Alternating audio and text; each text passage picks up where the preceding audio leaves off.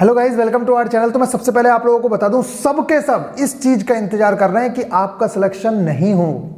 कोई नहीं चाहता है कि आपका सिलेक्शन हो जाए। अगर आपके पापा मम्मी को छोड़ दिया जाए ना, उनके अलावा कोई ऐसा बंदा नहीं है जो आपका ये चाहता हो कि सिलेक्शन हो जाए। आपका दोस्त, आपका पड़ोसी, आपका फ्रेंड, कोई नहीं चाहता कि आपका सिलेक्शन हो जाए, लेकिन आपको सिलेक्शन लेना है। और मैं एक बार नहीं, बार बार एक ही बात बोलता आ रहा हूं, बीच में मत रह जाना। या तो फिर तैर के निकल ही जाओ या फिर डूब जाओ। अभी डिसाइड कर लो कि डूबना है या निकलना है। अगर आप लोगों को निकलना है तो फिर दिल लगा के तैयारी करो। ये नहीं, बच्चे मुझसे अभी ये पूछ रहे हैं कि भैया ये टारगेट 4 दिन का है या 1 दिन का है। अरे भाई मुझे ये बता, वो आपको लग रहा है कि वो 4 दिन का टारगेट है? अगर आज के टाइम में भी आपको ये लग रहा है ना कि वो जरा सा 4 दिन का टारगेट है, तो आप सबसे बड़ी बेवकूफ़ी कर रहे हो। आपको खुद पता होना चाहिए यार किस टाइम में जी रहे हो आप लोग।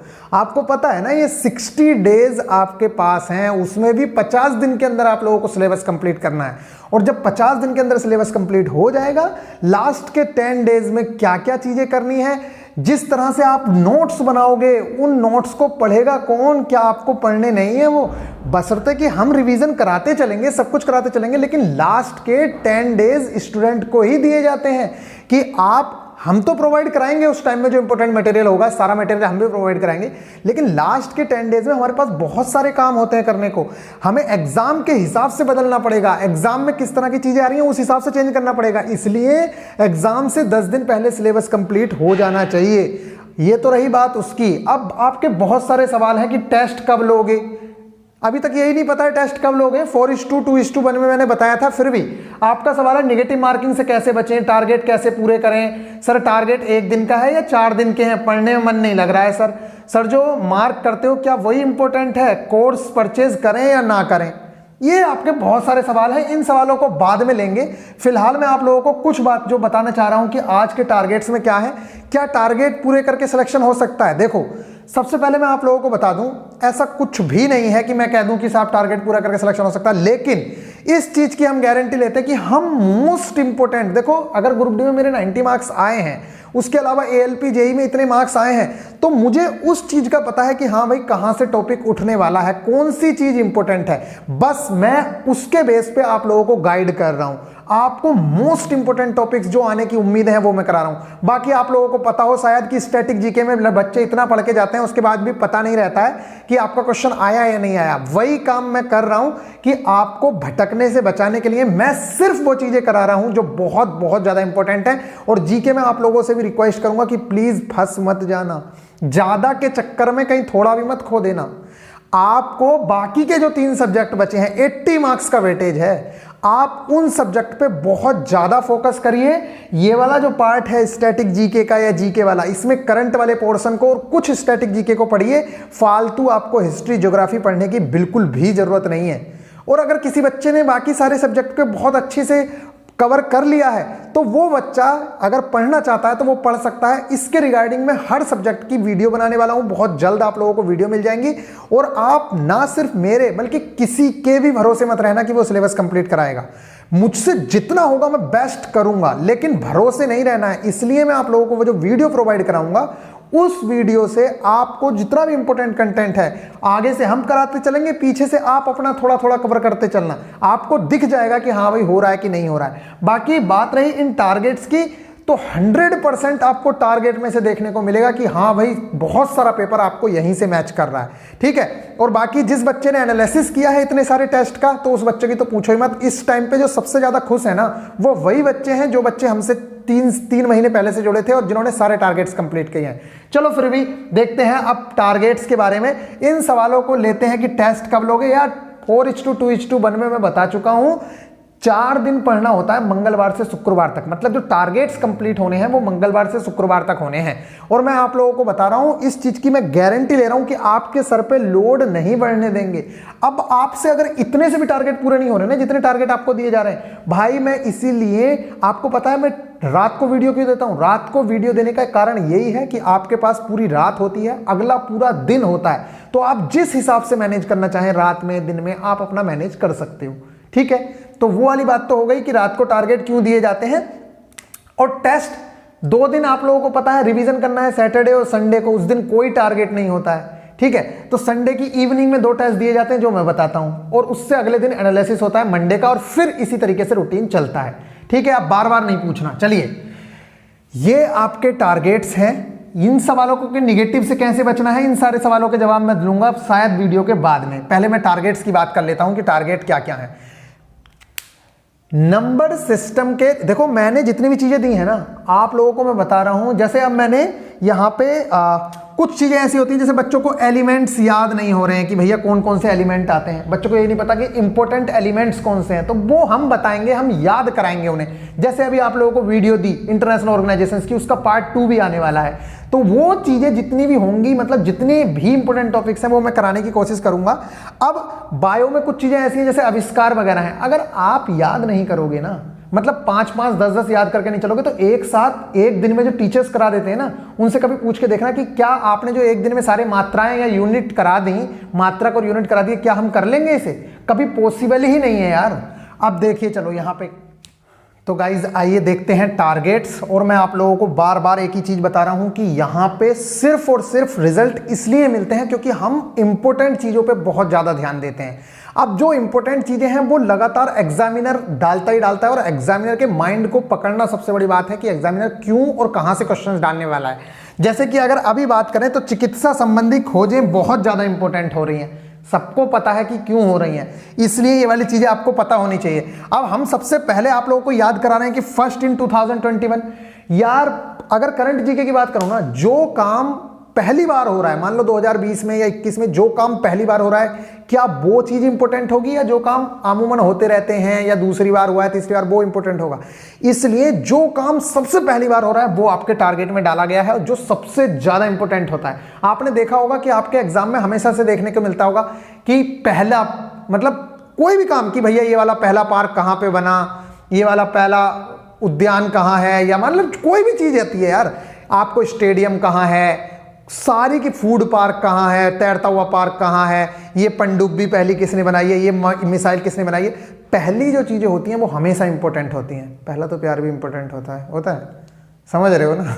इसी तरह से यहाँ पे, चलो ठीक है मजाक में था वो, ठीक है। अब याद रखो जरा, मैथ्स की अगर बात करूं तो मैंने मैथ्स में जो टारगेट डाले हैं वो नंबर सिस्टम काफी इंपॉर्टेंट चैप्टर है और बड़ा चैप्टर है, इसलिए यहां पे नंबर सिस्टम के इंपॉर्टेंट क्वेश्चंस और प्रीवियस ईयर अभी रह गए हैं, वो आप लोगों को आज लगाने हैं। मैं प्रोवाइड कराऊंगा टेलीग्राम ग्रुप में। जो भी टेलीग्राम ग्रुप से ज्वाइन नहीं है वो टेलीग्राम ग्रुप में ज्वाइन हो जाओ। Problems on edges, remaining part and previous year, ये जो हमारे पुराने स्टूडेंट्स हैं उनके लिए है। रिमेनिंग क्वेश्चंस जो बचे हैं प्रॉब्लम्स ऑन एजेस पे, और टेंशन मत लो यार, 50-60 दिन है, चैप्टर 20 से 25 है। अगर 2-2 दिन भी एक चैप्टर पे लगाओगे तो बड़े आसानी से हो जाएगा, घबराओ नहीं, ठीक है। अब यहां पे आ जाओ, स्टैटिक जीके की बात करते हैं। अभी तो स्टार्टिंग है, देखते जाओ क्या होगा। स्टैटिक जीके में ये मैंने आप लोगों को बता दिया है, इसमें कुछ इंपॉर्टेंट क्वेश्चंस थे जो मैंने अपनी वीडियो में भी कराए हैं, नंबर सिस्टम वाली वीडियो में भी कराए हैं। तो वो वाले जो क्वेश्चंस हैं वो आपको मैं आज प्रोवाइड करा दूंगा, उन क्वेश्चंस को खुद भी करके देख लेना। और उसके अलावा जो 1-2 क्वेश्चंस हैं जो मैं आपको प्रोवाइड कराऊंगा प्रीवियस से, चाहे जहां से भी, वो क्वेश्चंस आप लोगों को आज करने होंगे, ठीक है। और मैं एक बार और बता रहा हूं कि ये जो टारगेट्स कंप्लीट करने होते हैं, आप जहां से मन करे, जिसकी वीडियो से मन करे उसकी वीडियो देख के कर सकते हो। जैसे कि यहां पे स्टैटिक जीके में मैंने रिमेनिंग ओल्ड इंपोर्टेंट बुक्स, जो ओल्ड इंपोर्टेंट बुक्स हैं, जैसे कि यहां पे बुक्स मैंने लिखी हुई हैं, देखो बहुत सारी जो अच्छी अच्छी बुक्स हैं। जैसे दास कैपिटल का आपने बहुत बार नाम सुना होगा, मालगुडी डेज का आपने नाम सुना होगा, crime the peacock, the white tiger, बंदी जीवन, पृथ्वीराज रासो, चरक संहिता, अर्थशास्त्र, बाबरनामा, शाहनामा, अकबरनामा, हुमायूंनामा। ये जब एक क्रम में आ जाती है ना तो आपको याद हो जाती है कि हुमायूंनामा किसने लिखी, बाबरनामा किसने लिखी, शाहनामा किसने लिखी। अगर ये अलग अलग पढ़ते हैं तो ये याद नहीं हो पाते हैं, और वही काम यहां किया गया है कि एक सीरीज में आपको सारी चीजें दी गई हैं। तो ओल्ड इंपोर्टेंट बुक्स के बाद फिर हम जो लेटेस्ट बुक्स हैं उनको भी कवर करेंगे। फिलहाल आपको ओल्ड इंपोर्टेंट बुक्स का जो रिमेनिंग पार्ट है वो आपको करना है। सर पे लोड नहीं बढ़ने देंगे, उसकी टेंशन बिल्कुल मत लो यार। बस आप लोग अच्छे से पढ़ाई कर लो, कोई रोक नहीं सकता है, सारा पेपर यहीं से छपता है। लेटेस्ट अपॉइंटमेंट का जो पार्ट रह गया है वो पार्ट देना है, और स्पेशली फॉर वुमेन।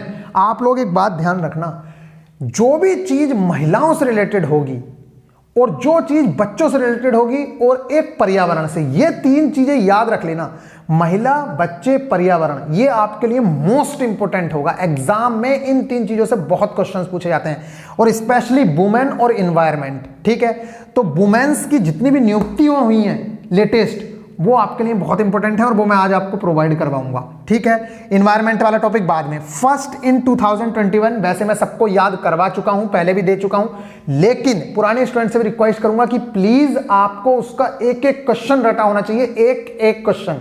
बच्चे पूछते हैं कि भैया जो मार्क करते हो क्या वही इंपॉर्टेंट है? हाँ, वैसे मैं आप लोगों को बताऊं, जो मैं मार्क करता हूं वो मोस्ट इंपॉर्टेंट है, उसके आने के ज्यादा चांसेस हैं। लेकिन कुछ टॉपिक्स ऐसे होते हैं जिसमें मार्क करना वाला तो पढ़ना ही है, उसके अलावा भी अगर पढ़ोगे तो आपके लिए बहुत ज्यादा बेनिफिशियल होगा। जैसे कि प्रथम वाला 2021 में कोई भी चीज पहली बार हुई है तो वो सारा का सारा इंपॉर्टेंट है, लेकिन उसमें भी जो ज्यादा आने की उम्मीद है उसे मैं मार्क कर देता हूं। समझ आ गई? जैसे महिलाओं की नियुक्ति सारी की सारी लगभग इंपॉर्टेंट है, लेकिन उसमें से भी जिनकी ज्यादा उम्मीदें हैं वो मैं मार्क कर देता हूं। अब समझ गए ना मार्किंग का फंडा? ठीक है। First in best players and states, आप लोगों को पता है ओलंपिक हुआ है, जितनों ने भी मेडल जीते हैं इंडिया के लिए या जो प्लेयर्स चर्चा में रहे हैं, उन प्लेयर्स की स्टेट और कौन सा खेल वो खेलते हैं आपको पता होना चाहिए। इसके अलावा जितने भी प्लेयर्स हैं, चाहे वो सौरभ चौधरी रहे हो, चाहे वो नीरज चोपड़ा रहे हो, चाहे वो मैरी कॉम रही हो, इनके बारे में आप लोगों को सबको पता होना चाहिए। अगर नहीं पता है तो आप अपने नंबर खो दोगे। ठीक है, best players and states. Number series, ये मैंने रीजनिंग का दोबारा से दिया है क्योंकि यहां से क्वेश्चंस आते हैं और आप बार बार छोड़ के आ जाते हो क्योंकि आपको लॉजिक नहीं पता है। हो सकता है इसकी वीडियो में प्रोवाइड करवा दूं, नहीं तो इसके क्वेश्चंस प्रोवाइड कराऊंगा, उनके सॉल्यूशन प्रोवाइड कराऊंगा। अभी सॉल्यूशन भी जाने हैं, उनके सॉल्यूशन जाएंगे और इन क्वेश्चंस को पीछे के आप लॉजिक समझना, उन क्वेश्चंस को करना। अभी डिस्कशन ग्रुप भी ओपन कर दिया जाएगा। एनालॉजी एंड सिमिलैरिटी की थ्योरी, ओए है ये क्या बातें हो रही हैं भैया। एनालॉजी एंड सिमिलैरिटी की थ्योरी इसलिए करनी है क्योंकि जितनी भी जगह आपने ये चैप्टर किया होगा, डायरेक्ट आपको क्वेश्चंस लगवाए जाते हैं, आपको लगता है इजी है, और बाद में जब डिफिकल्ट क्वेश्चन आता है तो आप कर ही नहीं पाते। तो होना यह है कि इसकी जो, अगर इसकी आपने थ्योरी की तो इससे आप स्टैटिक जीके वाला पार्ट भी कंप्लीट कर लोगे। ठीक है, इसलिए इसकी थ्योरी कंप्लीट करना जरूरी है। इसकी थ्योरी में होता क्या है मैं आप लोगों को बता दूं। इसकी थ्योरी में देखो, कंट्री एंड कैपिटल होती हैं, देश और राज्य होते हैं, राज्य और राजधानियां होती हैं, मात्रा और इकाइयां होती हैं उनके, मात्र, देश और उनकी करेंसी होती है। इसके अलावा नाम और उनके समूह होते हैं, जैसे कि सैनिक को आर्मी कहते हैं, मंत्री के समूह को मंत्री परिषद कहते हैं। इसी तरीके से जानवर और उनके बच्चों से रिलेटेड होता है कि साहब तितली के बच्चे को अगर इल्ली कहते हैं, कॉकरोच के बच्चे को क्या कहते हैं? बताओ, कॉकरोच के बच्चे को क्या कहते हैं? पता है आपको? पता ही नहीं होगा और क्वेश्चन आगे कैसे करोगे? ठीक है, इसी तरीके से भेड़ के बच्चे को क्या कहते हैं? ठीक है, और बकरी के बच्चे को क्या कहते हैं? ठीक है, और आपको ये पता होना चाहिए पुरुष और स्त्री, मतलब अगर ये मेल है तो इसका फीमेल क्या होगा, जैसे कवि और कवियत्री वाला पूछा जाता है। समझ आ गई ना? ऐसे बहुत सारी चीजें पूछी जाती हैं, साधु और साध्वी वाला पूछा जाता है। तो ये जो है इसकी पहले आपको थ्योरी कंप्लीट करनी पड़ेगी, तब जाके चैप्टर कंप्लीट होगा। और ये चैप्टर एक दिन में कंप्लीट होने वाला नहीं है, इसलिए इसकी थ्योरी चलेगी 2 से 3 दिन इस तरह से, मतलब दूसरे चैप्टर्स के साथ, और फिर इसके लिए एक दिन दे दिया जाएगा और आपको इसके क्वेश्चंस कराए जाएंगे। तो एनालॉजी और सिमिलैरिटी करना है। मोशन प्रीवियस ईयर, इसके मोशन वाला जो चैप्टर है इसके प्रीवियस ईयर कराए जाएंगे आज ग्रुप डी के, जो मैं दूंगा आप लोगों को, चाहे वो किरण से दूं, चाहे मैं खान सर से दूं, कहीं से भी दूंगा, लेकिन वो आप लोगों को करने ही करने हैं। और एक बार और बता रहा हूं भाई, जहां से मन करे ना वहां से मोशन वाला चैप्टर कंप्लीट कर लो, लेकिन कर लो। बहुत YouTube पे वीडियोस है, बट डालो class 9th NCERT motion chapter, कोई भी पढ़ा देगा। 1 घंटे में किसी से ही पढ़ो, फिर अपनी एनसीईआरटी पढ़ो। क्रियाकलाप पढ़ने की ज्यादा जरूरत नहीं है, उन्हें क्रियाकलापों को मत पढ़ो। आप बच्चे कह रहे हैं क्रियाकलाप नहीं पढ़ने की जरूरत है इतने। ठीक है, इसके बाद आ जाता है आपका चिकित्सा संबंधी उपकरण और अदर बुक्स कंटेंट। हाँ, ये अदर बुक्स कंटेंट मैंने आप लोगों को बता दिया कि खान एनसीईआरटी के अलावा जो बुक्स हैं उनसे कंटेंट दिया जाएगा आपको। प्रमुख उपकरण और उनके कार्य, ये आपको देखो, बहुत सारे ऑपरेटर्स होते हैं, आपने देखा होगा। इस 5 मैनोमीटर पूछ लिया जाता है, कभी अमीटर पूछ लिया जाता है, कभी वोल्ट मीटर पूछ लिया जाता है। इससे डिफिकल्ट भी पूछे जाते हैं, तो वो 5-5, 10-10 आप याद करते चलेंगे, इस तरह से आपके वो याद हो जाएंगे। ठीक है, तो ये याद करना है आपको। चिकित्सा संबंधी खोजें याद करनी है। इस टाइम चिकित्सा संबंधी जितनी भी डिस्कवरी है वो आपके लिए इंपॉर्टेंट है, चाहे वो चेचक के टीके की खोज हो, ठीक है, और चाहे वो कोरोना से रिलेटेड क्वेश्चन हो। तो ये जितने भी सारे क्वेश्चंस हैं, ये खोजें जितनी भी आएंगी वो मैं आप लोगों को प्रोवाइड कराऊंगा। 5 से 10 वो आपको कंप्लीट करनी होंगी। टेलीग्राम पे सारा का सारा कंटेंट मिल जाएगा। इसके बाद मैं बात करता हूं, हाँ ये आप लोगों का सारा कंप्लीट हो जाता है। हाँ 10 एलिमेंट्स और रह जाते हैं। प्रमुख उपकरण एवं उनके कार्य, ये मैंने बता ही दिया है। आप लोगों को पता होना चाहिए कि भाई वो पूछ लेगा कि जनरेटर का क्या काम है, ठीक है, विद्युत मोटर का क्या काम है, तो ये आपको पता होना चाहिए कि कौन सा उपकरण क्या काम करता है। अब मैं यहाँ पे बहुत ज़्यादा इंपॉर्टेंट चीज़ एक बताने जा रहा हूँ, वो आप लोग जरूर से जरूर करना, ठीक है। कई बार क्या होता है, एलिमेंट्स पूछ लिए जाते हैं और वो लगातार पूछे जाते हैं, उनके एटॉमिक नंबर भी और एलिमेंट्स भी, लेकिन आपको याद ही नहीं होते। वैसे सबको याद ही होंगे, लेकिन फिर भी मैं 10-10 कराता चलूंगा और उसके अलावा ये 3 से 4 दिन में कंप्लीट हो जाएंगे जो इंपॉर्टेंट है। देखो जैसे ये बोला जाता है ही ली बे वस नो फे नी, ठीक है। चलो जो भी है, नियॉन, ठीक है, ये हो गया। अब आपको इनके सिंबल भी पता होने चाहिए कि क्या होते हैं, ठीक है। इसका एक बार देख लेना, ठीक है। बस मैं आप लोगों को बता रहा हूं कि इसे याद कैसे करते हैं। देखो एक तरीका होता है ऐसे याद करने का। यहां पे लिखते हैं है मतलब हाइड्रोजन, ही देखो अभी पढ़ना है, ही ली बेवस नो फेनी। समझ गए क्या बात बोल रहा हूं मैं? देख लो, है ही ली बेवस नो फैनी, 10 याद हो गए एलिमेंट। इसी तरीके से सती वक्र में फैकोनिकोजन 20 से 30 याद हो जाते हैं। तो याद करने का तरीका है ही ली बेवस नो फैनी, है ही ली बेवस नो फैनी, है ही ली बेवस सा नो, ठीक है, नाइट्रोजन ऑक्सीजन फेनी। समझ गए? तो ये आपके लिए हो गया हाइड्रोजन का, हीलियम का 1 2, लिथियम का 3, बेरिलियम का 4, बोरोन का 5 और कार्बन का 6, नाइट्रोजन का 7, ऑक्सीजन का 8 और फ्लोरीन का 9 और नियोन का 10। इस तरीके से आपको 10 एलिमेंट याद हो जाते हैं। ऐसे ही आगे के एलिमेंट याद करवा दिए जाएंगे। बस मैंने वीडियो में आपको इशारा दे दिया है, आपको पता होना चाहिए, बस इतना याद रखना है ही ली बेवस नो फैनी, है ही ली बेवस नो फेनी, याद हो गया। तो आई होप कि आपको ये सारी की सारी चीज़ें क्लियर हो गई होंगी। इसके अलावा जितनी भी इससे रिलेटेड चीज़ें थी, अगर इस पर कोई वीडियो आनी होगी तो आ जाएगी। जैसे नंबर सिस्टम पे चाहे वीडियो आनी हो, चाहे नंबर सीरीज पे मुझे कुछ लॉजिक्स बताने हैं, तो वो वाली वीडियो आप लोगों को मिल जाएगी। और अगर आपने वीडियोज़ को सपोर्ट किया तो आप विश्वास मानिए कि बहुत अच्छा कंटेंट पड़ा है पास में, वो आप लोगों को सब दे दिया जाएगा। चाहे वो टेनिस ग्रैंड स्लैम से रिलेटेड चीज़ें हों, चाहे और टॉपिक्स पर रिलेटेड हों। जैसे कि आप जैसे ही पूछा जाता है ये वाला क्वेश्चन, 7:40 पे कितने डिग्री का कोण बनेगा, और कई बार पूछा जाता है इतने डिग्री का कोण कितने से कितने बजे के बीच बनेगा, तो सब लोग अलग अलग फॉर्मूले लगाने शुरू करते हैं इन दोनों टाइप के क्वेश्चंस में, जबकि एक ही फॉर्मूले से क्वेश्चंस हो जाते हैं और बड़ी इजीली ये क्वेश्चंस बन जाते हैं और यही ग्रुप डी में क्वेश्चंस पूछे जाते हैं। इस तरह से आप डेली 1 से 2 मार्क्स अपने कंप्लीट करते चले जाएंगे तो बड़े आराम से सिलेक्शन तक पहुंच जाएंगे। कोई बड़ी बात नहीं है। 60 दिन बहुत ज़्यादा है, टेंशन लेने की जरूरत नहीं है, बशर्ते कि इस टाइम पे हार मत मानना। जो बच्चा इस टाइम पे भी हार मान रहा है ना, भाई आपने पढ़ा कितना था ये बताओ मुझे। तो आप तब से पढ़े नहीं, अब पढ़ने की बारी आई है तो ना अब पढ़ रहे। अगर इस टाइम 2 महीने पढ़ लिए ना तो पूरी जिंदगी भर खाओगे बैठ के।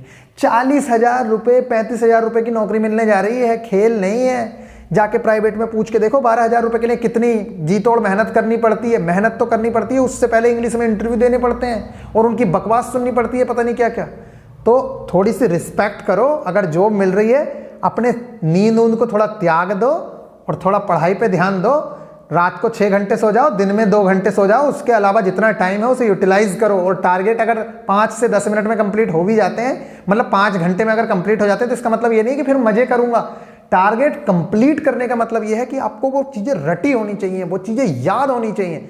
याद है नहीं, बस लिख लिया। लिखने का मतलब नहीं है लिख के तो आप 2 साल से ढेर लगा रहे हो यार, ऐसे लिखने का कोई फायदा है नहीं। मेरे टारगेट्स को सिर्फ लिख के मत छोड़ देना। अगर याद नहीं है ना तो रहने दो, मत करो कंप्लीट।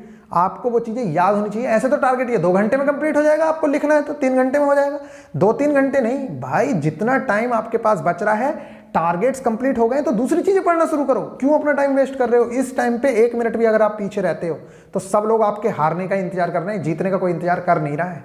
कोई अपनी नौकरी आपको देने वाला नहीं है। आपको पता है किसी से 10 रुपये लेने पड़ते हैं ना, कितना भारी पड़ता है। आपको कोई बंदा अपनी 40,000 रुपये की नौकरी देगा नहीं। पॉइंट 1 से रह जाओगे, पॉइंट 2 से रह जाओगे, फिर रोते रहना बाद में। पॉइंट 1 और पॉइंट 2 की वैल्यू बहुत बड़ी होती है, बहुत बड़ी। इसलिए डेली आपको करनी है मेहनत। क्या पता जिस दिन आज आपने 10 मिनट इधर उधर मस्ती की और वही वाला क्वेश्चन फंस गया, फिर क्या करोगे? इस टाइम तो आपका खाना सोना सब पढ़ाई के साथ होना है। ऐसे नहीं बाथरूम में भी जाते हैं ना कई लोग, पेपर लेके जाते हैं, मैं भी जाता था। ठीक है, जाना चाहो चले जा सकते हो। अगर बैठने वाली सीट है तो आराम से बैठ के पढ़ लो। ठीक है, अरे मजाक कर रहे हैं, जैसा मन करे वैसा कर सकते हो। फिलहाल कहीं भी जा रहे हो, ट्रेन में कुछ भी कर रहे हो, अपने साथ पेपर लेके जाओ और उसे पढ़ो। चलो मिलेंगे फिर नेक्स्ट वीडियो में, तब तक के लिए बाय, टेक केयर। बहुत सारे टॉपिक्स पे आप लोगों को वीडियोस मिलनी है। जिन लोगों के पास टेस्ट सीरीज नहीं है, टेस्ट सीरीज परचेज कर लो, क्योंकि हर संडे को टेस्ट होगा। GSP 10 यूज करोगे आप लोगों को ऑफ मिल जाएगा 120 रुपीज का, और फिर हम लोग हर संडे को टेस्ट लगाएंगे ही लगाएंगे, और उन टेस्ट से आप लोगों का इंप्रूवमेंट देखेंगे कि आपके अंदर कितना इंप्रूवमेंट दिख रहा है। ठीक है, और टेस्ट लगाना बहुत बहुत ज्यादा कंपलसरी है। उस पर वीडियोज आनी है बहुत सारी चीजों पे। सर जो मार्क ये कोर्स परचेज करें या ना करें, भाई अगर आप 10 जगह टांगे रखोगे ना फिर दिक्कत है। आप एक ही चीज को फॉलो करो, जिसे आपको फॉलो करना है कर लो, लेकिन एक चीज याद रखना, अपने जो नोट्स बनाए थे ना अब तक, उन नोट्स को फेंक मत देना किसी के कोर्स के चक्कर में, चाहे मेरे या किसी दूसरे के चक्कर में।